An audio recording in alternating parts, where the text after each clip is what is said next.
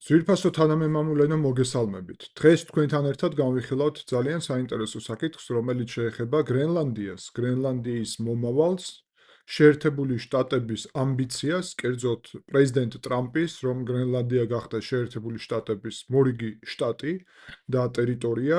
რას უკავშირდება ეს, რამდენად ეს პრაგმატული თუ ემოციურია, რა სტრატეგიული მნიშვნელობა გააჩნია გრენლანდიას, განსაკუთრებით ახლა შეცვლილ გეოპოლიტიკურ ვითარებაში, თანამედროვე ტექნოლოგიების გათვალისწინებით, ახალი მინერალური რესურსების საჭიროებებიდან გამომდინარე და საერთოდ რას წარმოადგენს ეს გლობალურ მასშტაბში ეს საკითხი.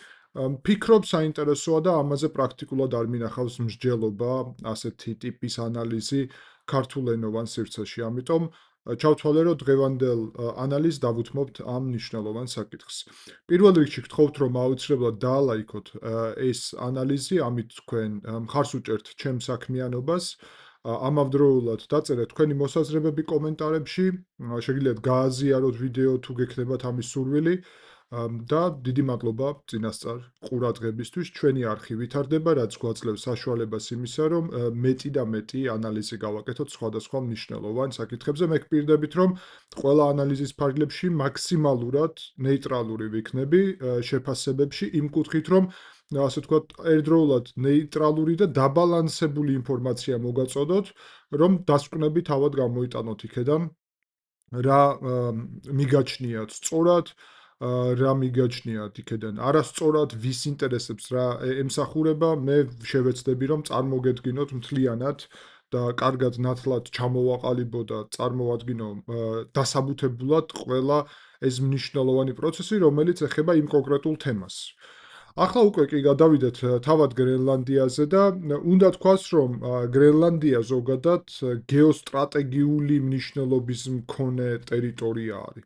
დღეს გრენლანდია ეკუთვნის დანიას, დანიის სამეფოს და არის ავტონომიური ტერიტორია დანიის ფარგლებში, სადაც ძალიან მცირე მოსახლეობა არის რეალურად.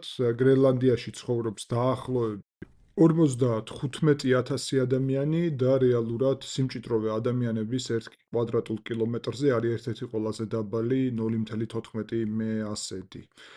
აქედან ეთნიკური შემადგენლობით თუ ვნახავთ, ინუიტები არიან, ანუ ადგილობრივები 90% და 10% დანიელები არიან.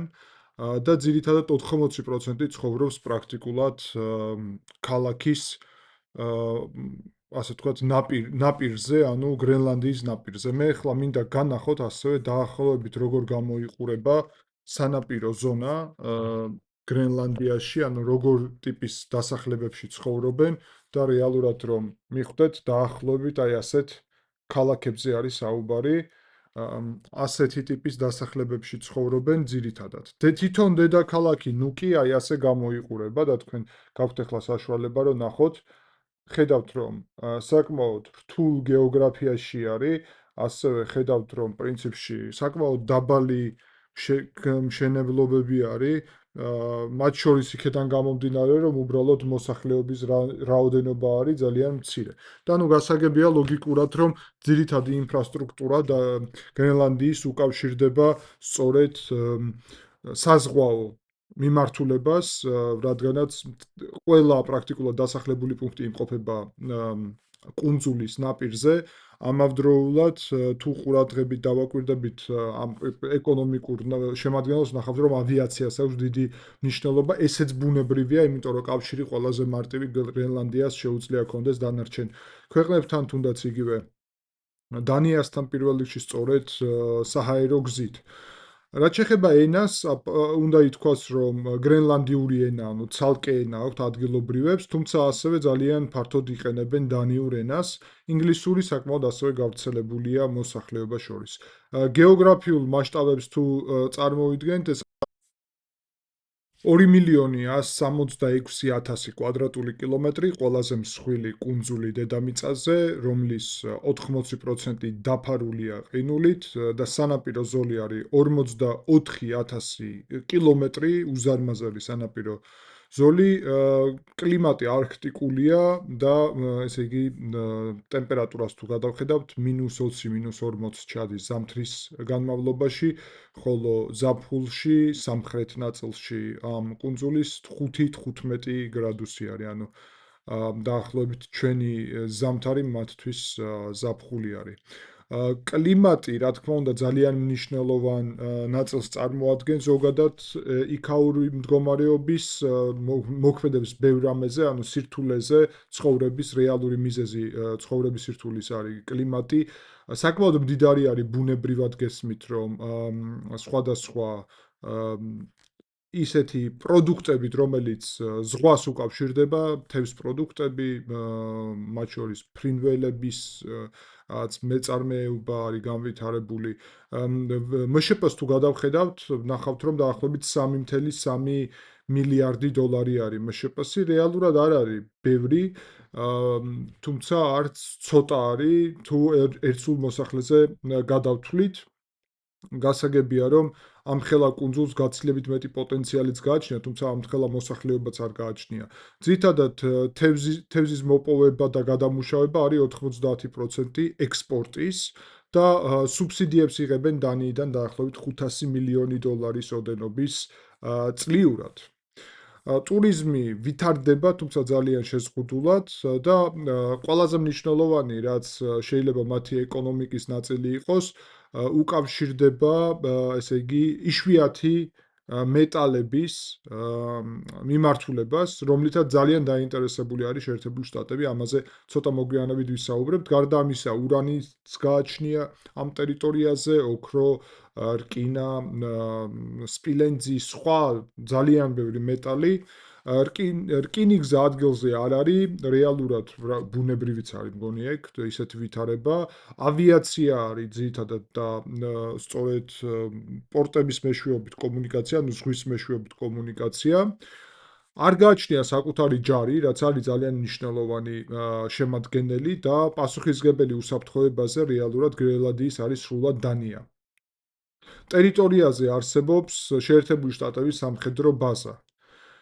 P2FIC Space Base, ასე ქვია ამერიკულ ბაზას და ამ ამერიკულ ბაზაზე არის რამდენიმე მნიშვნელოვანი სტრატეგიული შეიარაღება, როგორც არის, ესე იგი, საჰაერო თავდაცვის სისტემები, საჰაერო თავდაცვის რადარები და ამას აქვს უზარმაზარი მნიშვნელობა ნატოსთვის და შეერთებული შტატებისთვის მკაფიოდ.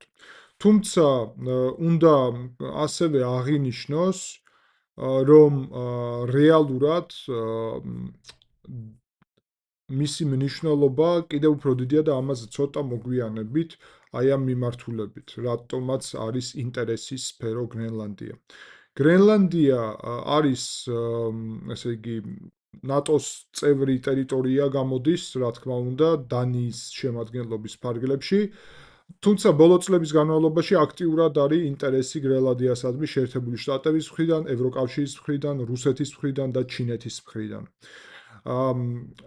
და რატომ არის ეს მნიშვნელობა? სწორედ ამ მიზნით მინდა დღეს თქვენთან ერთად განვიხილოთ რუკაზე, მათ შორის შექმნილი ვითარება და ეს საკითხი, რომელიც ძალიან აქტუალურია. თქვენ აქ ხედავთ რუკაზე, რომ რუსეთი არის წარმოდგენილი მთლიანად აი ამ ნაწილში და ეს ძალიან სერიოზული პრინციპში წარმომადგენლობა არის. ნახეთ, შეერთებულ შტატებთან პირველი კონტაქტი იწყება აქ და შემდეგ მთელ არქტიკაში რუსეთის ტერიტორია გრძელდება პრაქტიკულად ნორვეგიამდე.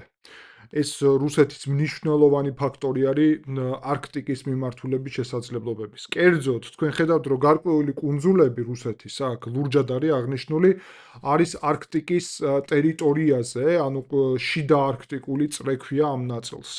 გარდა ამისა, თქვენ ხედავთ, რომ ნორვეგიასაც აქვს მცირე კუნძული აქ წარმოდგენილი, ასევე ძალიან ახლოს ამ წრესთან. გეოგრაფიული ჩრდილოეთ პოლუსი ქვია ამას. გრენლანდია, რომელსაც თქვენ აქ მწვანედ ხედავთ, ასევე საკმაოდ წარმოდგენილი არის აი ამ განსაკუთრებით ნაწილში, ყველაზე ჩრდილოეთ პოლუსის ყველაზე მნიშვნელოვან სტრატეგიულ ნაწილში, ასევე მცირეოდენით კანადა და ზოგადად არქტიკის მიმართულებით კანადის ტერიტორიასაც ხედავთ და შემდეგ უკვე შეერთებული შტატების. ზუსტად ამ რუკას თუ დავაკვირდებით, ჩვენ დავინახავთ, რომ არქტიკაში კონკურენციის ფარგლებში პრაქტიკულად რუსეთს გააჩნია უზარმაზარი ტერიტორიის კონტროლი, პროცენტულადაც მათ შორის და შესაძლებლობები. ეხლა რატო არის ეს ძალიან მნიშვნელოვანი? იმიტომ რომ ძვირფასო მოქალაქეებო, ბალისტიკური რაკეტების სროლის პარალელურად ერთ-ერთ ყველაზე მნიშვნელოვან საკითხს ტექნოლოგიის გარდა, ბირთვული შემადგენელის გარდა წარმოადგენს რეალურად მარშრუტი, რომლითაც შენ აყენებ ასეთ დარტყმას, ესვრი ბალისტიკურ რაკეტას, მათ შორის სტრატეგიული დანიშნულების. ყველაზე ხელსაყრელი ზოგადად თუ კონტინენტთა შორისი დარტყმის შესახებ არის საუბარი, ეს არის რეალურად დარტყმა მათ შორის რუსეთის შემთხვევაში თუ რუსეთი აპირებს შეერთებულ შტატებს ბალისტიკური ბირთვული იარაღით დაარტყას, მაშინ ამ შემთხვევაში სწორედ ჩრდილოეთ ყინულოვანი ოკეანე, ანუ არქტიკა არის ყველაზე ხელსაყრელი ადგილი. რატომ? დედამიწის გეომეტრია არის ასეთი, რეალურად ევროპიდან რომ გადაფრინდე შეერთებულ შტატებში, გრენლანდიას თავზე უნდა გადაფრინდე და რეალურად დაახლოებით მარშრუტი აი ასეთ გამოიყურება.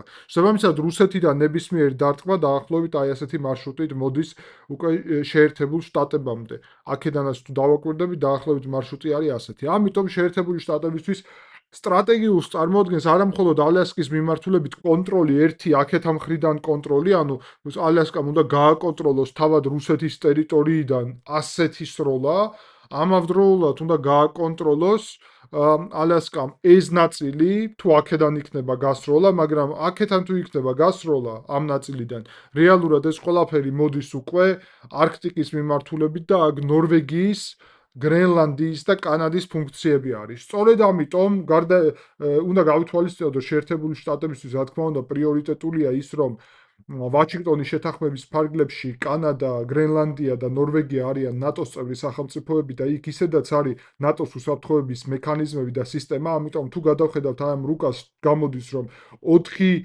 სახელმწიფო, რომელიც წარმოდგენილია ამ რუკაზე, არიან ნატოს წევრი სახელმწიფოები, ხოლო ერთი სახელმწიფო, რომელიც არ არის წარმოდგენილია, მაგრამ არ არის ნატოს წევრი ქვეყანა, ეს არის რუსეთი და ეს არის ძალიან მნიშვნელოვანი ფაქტორი, რაზეც ჩვენ საუბრობთ. თუმცა ამავდროულად მნიშვნელოვანია გავითვალისწინოთ და შეერთებული შტატები ცდილობენ ცალკე ნატოსგან ცალკე თავისი უსაფრთხოების უზრუნველყოფასა და სისტემის ჩამოყალიბებას მათ შორის. და ეს ძალიან მნიშვნელოვანი საკითხია, ასეთია შეერთებული შტატების პოლიტიკა. ჩვენ შეგვიძლია შევაფასოთ შეერთებული შტატების პოლიტიკა, მაგრამ ზემოქმედების საშუალება ჩვენ შეერთებული შტატების თან მოქმედი ადმინისტრაციის ხედვებზე არ გაგვაჩნია. ამიტომ მოქმედი ადმინისტრაციის ხედვის ნაწილი არის, რომ გრენლანდიაზე კონტროლის მიღება და გრენლანდია რომ აღმოჩნდეს შეერთებული შტატების ტერიტორია, ასევე დონალდ ტრამპი საერთოდ საუბრობდა იმაზე, რომ კანადაც შეიძლება გახდეს 51 შტატი შეერთებული შტატების, ანუ შეუერთდა შეერთებულ შტატებს. შესაბამისად, ჩვენ გარკვეულწილად ვხედავთ მიდრეკილება შეერთებული შტატების, რომ შექმნას ერთობლივი უსაფრთხოების სისტემა სწორედ შეერთებული შტატების კანადის, ანუ ალასკის, კანადის და გრენლანდიის მიმართულებით.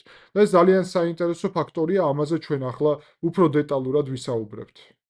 ზოგადად საუბარია დაახლოებით ასეთი ტიპის უსაფრთხოების სისტემის შექმნაზე და რეალურად თქვენ ხედავთ, რომ ამ მიმართულებით გრენლანდია არის მოწინავე პრაქტიკულად, საიდანაც ნებისმიერი ჭურვი შეიძლება მოდიოდეს. ანუ ჭურვები რომ გავითვალისწინოთ, ევროპიდანაც მგზავრობისას რეალურად მოდიხარ დაახლოებით აი ასეთი მარშრუტით ვაშინგტონში, ახლახანს ვიყავი ვაშინგტონში და შემიძლია ზუსტად გავიხსენო მარშრუტი, რომლითაც მოვდიოდით გერმანიიდან თვითმფრინავით, ანუ ეს მარშრუტი გრენლანდიის თავზე, შემდეგ კანადის თავზე და ჩადის უკვე ვაშინგტონში, დაახლოებით აი აქ.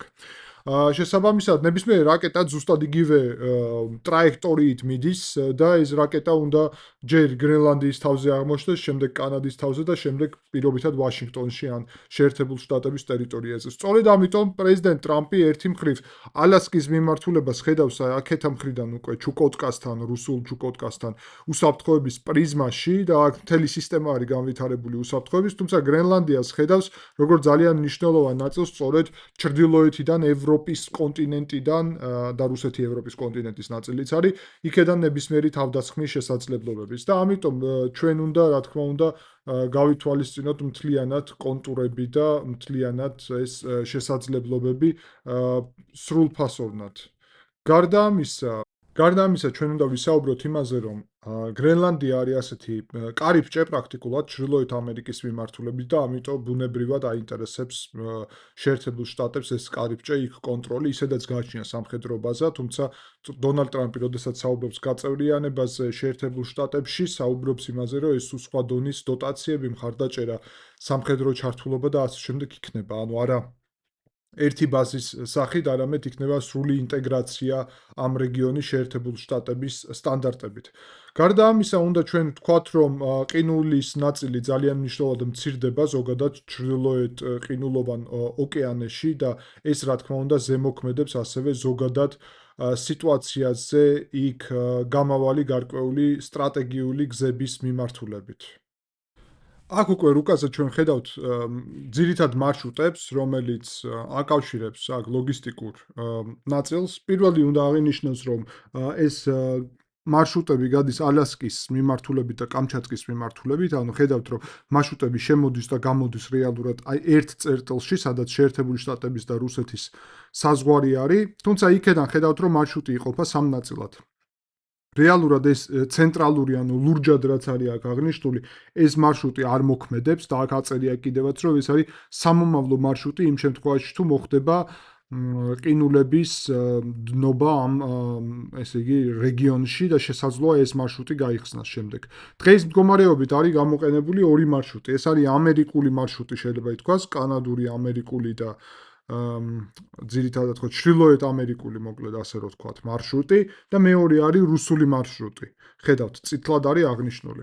ახლა ამ მიმართულებით რა არის ძალიან მნიშვნელოვანი? პირველი რომ აქ სტრატეგიული ინტერესი იკვეთება სწორედ ალასკის მიმართულებით უსაფრთხოების, რადგანაც ჩინეთიდანაც მაგალითად კავშირები აი აქედან, ანუ ჩინეთის შეუძლია წამოსვლა და იყენებს კიდევაც აი ამ მიმართულებას, რომ შემდეგ უკვე რუსული მარშრუტით აქტიურად ჩამოვიდეს ევროპისკენ. ეს არის ერთ-ერთი ალტერნატივა, შეიძლება ითქვას ამ შუა დერეფნისთვის, რომელიც გამოიყენება ევრაზიის ხმელეთში. თუმცა საქმე იმაში არის, რომ თუნდაც როდესაც აქ მოდის მაგალითად ჩინური გემები, აქ ეს არის ნორვეგიული კუნძული. ნორვეგია ნატოს წევრია. აქეთ უკვე არის ნორვეგია. ხედავთ, მთლიანად აი ამ ნაწილში არის ნორვეგია და ხედავთ, რომ მარშრუტი გადის ნორვეგიასთან. აქეთ არის ისლანდია, აქეთ არის უკვე ბრიტანეთი. შესაბამისად, მარშრუტი პირდაპირ ნატოს ქვეყნებთან არის დაახლოებული. სწორედ ამიტომ მარშრუტის მიმართულება უსაფრთხოების უზრუნველყოფა ამ მარშრუტზე ზოგადად უკავშირდება რუსულ-ჩინურ თანამშრომლობას. მაგრამ მეორე მარშრუტი აქეთა საკვანძო არის შეერთებული შტატების და კანადისთვის. თუმცა ეს შეიძლება გამოიყენონ არა მხოლოდ რა თქმა უნდა ამ ქვეყნებმა, მათ შორის აი ეს მარშრუტი შეიძლება გამოიყენოს მაგალითად იაპონიამ, ტაივანმა, სამხრეთ კორეამ და ასე შემდეგ. ანუ ეს საკმაოდ აქტიური ასევე მარშრუტია და თქვენ ხედავთ, რომ გრენლანდიას აქ გააჩნია საკვანძო როლი და ფუნქცია, იმიტომ რომ აგერ გრენლანდია, რომელსაც აქვს უზარმაზარი სტრატეგიული მნიშვნელობა, აქ საუბარია იმაზე, რომ გრენლანდია და მისი დედაქალაქი ნუკი, რომელსაც აქ ხედავთ, აკონტროლებს პრაქტიკულად აი ამ ჩრდილო ამერიკულ მარშრუტს. გარდა ამისა, გრენლანდია იმით არის მნიშვნელოვანი, რომ ნებისმიერი ბალისტიკური საფრთხის შემთხვევაში ეს ყველაფერი ასევე გადის აი ამ ჩრდილოეთ ნაწილში. სწორედ ამიტომ გრენლანდიაზე უსაფრთხოების სისტემების ქონა უზრუნველყოფს რეალურად პოტენციალს აი ამ მარშრუტის უსაფრთხოების უზრუნველყოფის. ამავდროულად მნიშვნელოვანია, რომ ჩინეთი ბოლო პერიოდის განმავლობაში ძალიან გააქტიურდა და ხშირად იმყოფება აი ამ ზონაში გრენლანდიის ირგვლივ, მათ შორის შემოდის აქეთ. ეს ხო საერთაშორისო წყლებია, ასე რომ იქ არ არის შეზღუდვები საერთაშორისო გემებისთვის და შესაბამისად ჩინეთი ძალიან გააქტიურებულია ამ მიმართულებით. გრენლანდია რეალურად, როგორც გითხარით, ერთი მხრივ რაღაც დამოუკიდებლობისკენ ისწრაფვის ან მეტი ავტონომიისკენ, მაგრამ მეორე მხრივ მნიშვნელოვანია აღინიშნოს, რომ გრენლანდიასაც ესმის, რომ დანია, რომელიც აი ამ რუკაზე ჩანს, მაგრამ ძალიან პატარა, აი აგერ დანია ძალიან პატარა ქვეყანა არის. ამ პატარა დანიას რეალურად რამდენად შეუძლია გრენლანდიის უსაფრთხოების უზრუნველყოფა. ხო, ნატოს შემადგენლობაში რა თქმა უნდა შეუძლია, მაგრამ ისევ გამოდის, რომ შეერთებული შტატები უნდა იყოს გარანტორი. გარდა ამისა, შეერთებული შტატებისთვის გრენლანდიის უსაფრთხოება, სადაც გადის, ანუ ბალისტიკური რაკეტა თუ რუსეთიდან მოდის, აუცილებლად აი ესე ბალისტიკური რაკეტა გადის გრენლანდიაზე და მერე შემდეგ კანადაზე და ამერიკაზე. ანუ ეს გრენლანდიის უსაფრთხოება ბალისტიკური რაკეტების მხრივ მაგალითად დანიასთან კავშირში არ არის საერთოდ, ან ევროპასთან პირდაპირ კავშირში არ არის, ამერიკასთან არის კავშირში და განსაკუთრებით ვაშინგტონისთვის. პირდაპირ დარტყმა ვაშინგტონზე, გრენლანდიაზე სხვა გამოსავალი არ არის, რომ გრენლანდიაზე გაიაროს პრაქტიკულად, როცა საუბრობთ ჩრდილოეთის მიმართულების გამოყენების და ზოგადად რო გავითვალისწინოთ, თუ ჩრდილოეთი მიმართულება არ გამოიყენე, პრაქტიკულად ძალიან დიდი ხანი დაგჭირდება ამ ბალისტიკური თავდასხმისთვის და მარტივად შეიძლება დაადგინო მეტი დრო გექნება და დრო იქ რეალურად გამარჯვების საფუძველი და საწინდარია. ამიტომ ძვირფასო მოქალაქეებო, გასაგებია შეერთებული შტატების პოლიტიკა, რომელიც ჩემი აზრით შეეცდება, რომ ერთი მხრივ მხარი დაუჭიროს გრენლანდიის ავტონომიას, მეორე მხრივ მინიმუმ გამოივაჭროს ახალი სამხედრო შესაძლებლობები გრენლანდიაზე, შეიძლება ახალი რადარები განათავსოს. კანადას აქვს ახლა სერიოზული პროგრამა და კანადა აპირებს თავის ნაწილში, აი დაახლოებით აი ამ ნაწილებში, ესე იგი რადარების სისტემის განახლებას და გაზრდას და ეს ძალიან მნიშვნელოვანი საკითხი არის. ეს განახლებული რადარები იქნება ასევე გარკვეული შესაძლებლობა, რომ ნებისმიერი საფრთხე რუსეთიდან გაცილებით ადრე დაადგინონ. თუმცა შეერთებულ შტატებს აქაც სურს, რომ საკუთარი სისტემების ინტეგრაცია მოახდინოს და რატომღაც ნატოს კონტექსტში არ უყურებს ამას და უყურებს ინდივიდუალური თავდაცვის სისტემების კონტექსტში და ეს გასათვალისწინებელია. მე ვფიქრობ, რომ დონალდ ტრამპი ეცდება გარკვეული ნაბიჯების გადადგმას, განსაკუთრებით გრენლანდიის მიმართულებით. და ჩემი აზრით ეს ნაბიჯები ძირითადად იქნება გრენლანდიასთან სოციალურ-ეკონომიკური თანამშრომლის გაღრმავება, რომელიც მოგვიყვანს იქამდე, რომ დიდი ალბათობით შეიძლება გრენლანდიასაც მოუნდეს დაახლოება ამერიკასთან. გარდა ამისა, ჩემი აზრით ეს ასევე დაუკავშირდება კონკრეტულად სამხედრო მაჩვენებლების მნიშვნელოვან ზრდას გრენლანდიაში და ამას მინიმუმ გამოივაჭრებს დანიასთან. სამომავლოდ არ არის გამორიცხული, რომ მართლაც დღის წესრიგში გახდეს და დადგეს გრენლანდიის სტატუსის შეცვლა და პრინციპში შეერთებული შტატები მზად იქნებიან ჩემი აზრით, რომ მიიღონ გრენლანდია როგორც მორიგი შტატი გაერთიანებაში. და ეს საინტერესო საკითხი არის უსაფრთხოების ზოგადად. ჩვენ ვეცდებით ამ თემას თვალყური ვადევნოთ და გთხოვთ, რომ კომენტარებში დაწეროთ პირველი, რამდენად მოგეწონათ ეს ფორმატი ეკრანთან და რუკასთან ერთად ან სხვადასხვა ილუსტრაციასთან, რომელიც თუ მოგეწონათ აწი გვექნება და ვეცდები, რომ აი ასეთი ინტერაქტიული გარკვეული მონაცემებიც გაგიზიაროთ. გარდა ამისა, გთხოვთ კომენტარებში თქვენი აზრიც დაწეროთ აუცილებლად ამ თემაზე. ეს თემა ნაკლებად არის გაშუქებული ჩვენს მედია სივრცეში, ამიტომ ვიფიქრე, რომ გარკვეული ანალიზი მოვამზადოთ. თუ ამ თემას ექნება გარკვეული განვითარება, ამას კიდევ შევეხებით. ამ საკითხს თუ გექნებათ რამე კითხვები, რაზეც პასუხი არ გავეცი და საინტერესო იქნება, რომ მოვამზადო ახალი ანალიზი, მაშინ მოვამზადებ ამ თემაზე კიდევ ერთ ანალიზს. დიდი მადლობა ყურადღებისთვის, შეხვდებით შემდეგ გადაცემაში.